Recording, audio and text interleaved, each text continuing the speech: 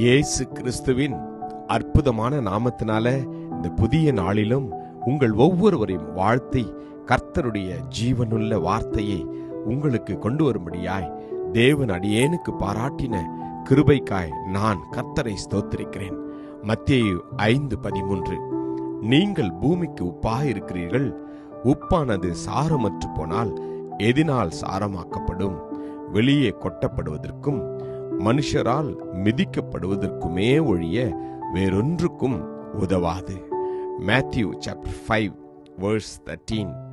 You are the salt of the earth, but if the salt loses its flavor, how shall it be seasoned? It is then good for nothing but to be thrown out and trampled underfoot by men. Amen. கர்த்தருடைய நாமம் மகிமைப்படுவதாக. கடந்த நாட்களிலே நாம் உலகத்திற்கு வெளிச்சமாய் ஒளியாய் இருக்கிறோம் என நாம் தியானித்தோம். இந்த நாளில நாம் ஒவ்வொருவரும் இந்த பூமிக்கு உப்பாக இருக்கின்றோமா? ஆமேன். நம்முடைய வாழ்க்கை இந்த உலகத்துல ஒரு உப்பை போல பிரயோஜனமுள்ள வாழ்க்கையை வாழ தேவன் விரும்புகின்றார். ஆமேன். ஒரு உப்பு இந்த உலகத்துல எவ்வளவு முக்கியமானது. ஒவ்வொருடைய வாழ்க்கையிலும் இந்த உப்பு எவ்வளவு முக்கியமானது என்பதை நாம் நன்கு அறிந்திருக்கிறோம். ஆமேன். உப்பாய் இருக்க கர்த்தர் இந்த நாளில நம்மை அவர் வாழ விரும்புகின்றார். நாம் ஒவ்வொருவரும் உப்பு எப்படி பயனுள்ளதா இருக்கிறதோ, எப்படி பிரயோஜனம் உள்ளதா இருக்கிறதோ, எல்லா விதத்திற்கும் உப்பு அதனுடைய நற்குணங்கள் எப்படி இருக்கின்றதோ அதே போல நாம் ஒவ்வொருவரும் இந்த உலகத்தில் வாழ்கிற இந்த ஒரே ஒரு வாழ்க்கையில உப்பை போல வாழ வேண்டுமாம். உப்பு தன்னுடைய சாரத்தை இழந்து போனால் அது எதனால் சாரமாக்கப்படும் என்று வேதம் சொல்கின்றது. பிரயோஜனமற்றதாய் மாறிவிடும். ஆமேன்.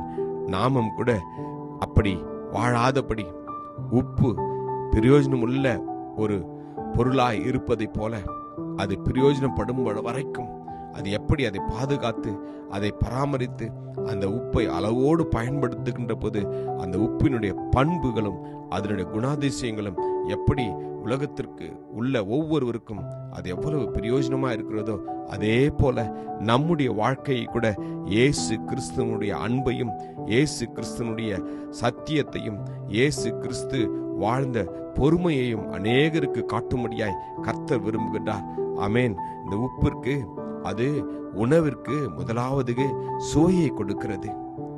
உப்பு உணவு கெட்டு போகாமல் அது பாதுகாக்கின்றது.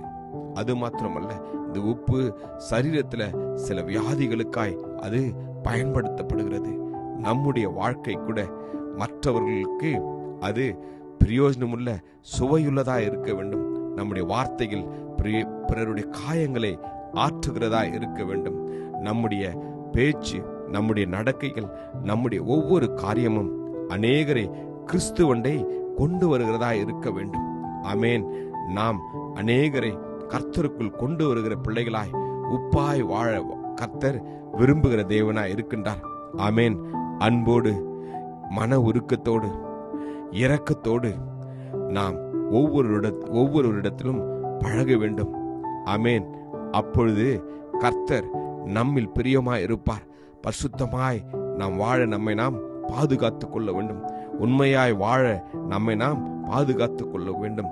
நீதியுள்ள வாழ்க்கை, ஒழுக்கமுள்ள வாழ்க்கை, கற்புள்ள வாழ்க்கையை வாழ நாம் நம்மை அர்ப்பணிக்க வேண்டும். ஆமேன். நம்முடைய வார்த்தைகள் எப்பொழுதும் கிருபை நிறைந்ததா இருக்க வேண்டும் என்று வேதம் சொல்கிறது. எப்படி அப்படி வாழ முடியும்? ஆவிக்கேற்றபடி நாம் நடந்து கொள்ள வேண்டும். அப்பொழுது மாம்ச இச்சையை நாம் நிறைவேற்றாது இருப்போமாம். ஆமேன். மாம்ச சிந்தை மரணம் என்று வேதம் சொல்கிறது. ஆவியின் சிந்தையோ ஜீவனும் சமாதானமுமாம். ஆமேன். எனவே நாம் தேவ ஆவினால் நடத்தப்படும்படி ஒப்பு கொடுப்போம். உப்பை போல இந்த உலகத்திற்கு பிரயோஜனம் உள்ளவர்களாய் நாம் வாழவும். உப்பு அதனுடைய படிவங்களாய் இருக்கும்போது அது நன்றாய் சுவையை கொடுக்கும். அதை அழிக்க முடியாது. ஆனால் அந்த உப்புடன் மாசு பொருட்கள் கலந்தால் அது கெட்டு போய்விடும். நாமும் கூட உலகத்தாரோடு, உலகத்தில் உள்ள காரியங்களோடு நம்முடைய வாழ்க்கையை நாம் இசைந்து கொள்ளாதபடி, அதில் இணைத்து கொள்ளாதபடி இயேசுனுடைய வார்த்தையின்படி வாழ்கின்ற போது நம்முடைய வாழ்க்கை அநேகருக்கு உப்பாய் இருக்கும்.